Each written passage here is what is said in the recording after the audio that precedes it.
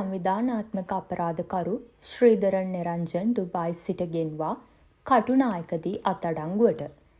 Dubai රාජ්‍යයෙන් පිටුවහල් කරන ලද අවශ්‍ය කරන සැකකරුවෙකු වන ශ්‍රීධරන් නිරංජන් නොහොත් ටින්කර් අද උදෑසන දිවයිනට රැගෙන වෙ තිබේ. අද අලුයම් කාලයේදී කටුනායක ජාත්‍යන්තර ගුවන්තොටුපළේදී අපරාධ පරීක්ෂණ දෙපාර්තමේන්තුවේ නිලධාරීන් විසින් පෑලියගොඩ පොලිස් ස්ථානයේ නිලධාරීන් වෙත බාර දී ඇත. සැකකරු වයස අවුරුදු 36ක් වන කොළඹ 15 ප්‍රදේශයේ පදිංචිකරුවෙක් බව පොලිසිය පවසයි.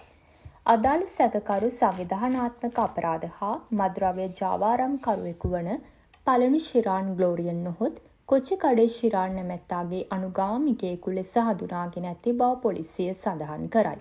මෙම සැකකරු 2024 10 වන මාස 16 වන දින ග්‍රෑන්ඩ් පාස් පොලිස් වසමේ මහවත්ත පොදු සුසාන භූමිය ආසන්නයේ නවතා තිබූ ත්‍රිරෝද රථයක සිටි පුද්ගලයෙකුට වෙඩි තබා ඝාතනය කිරීමේ අපරාධයේ සැකකරුවන් පැමිණි කාර් රථයේ රියදුරු ලෙස කටයුතු කර ඇත.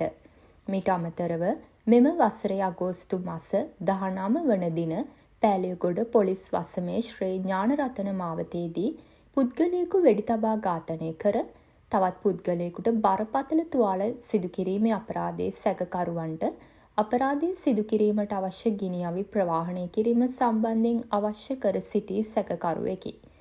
දැනට මෙම සැකකරුට එරෙහිව විදෙස් ගමන් තහනමක්ද පනවා ඇති අතර සැකකරු අගෝස්තු 19 වන දින විදෙස් ගත වී ඇති බවට දැනට සිදු කරන ලද විමර්ශනයේදී අනාවරණය වී ඇත.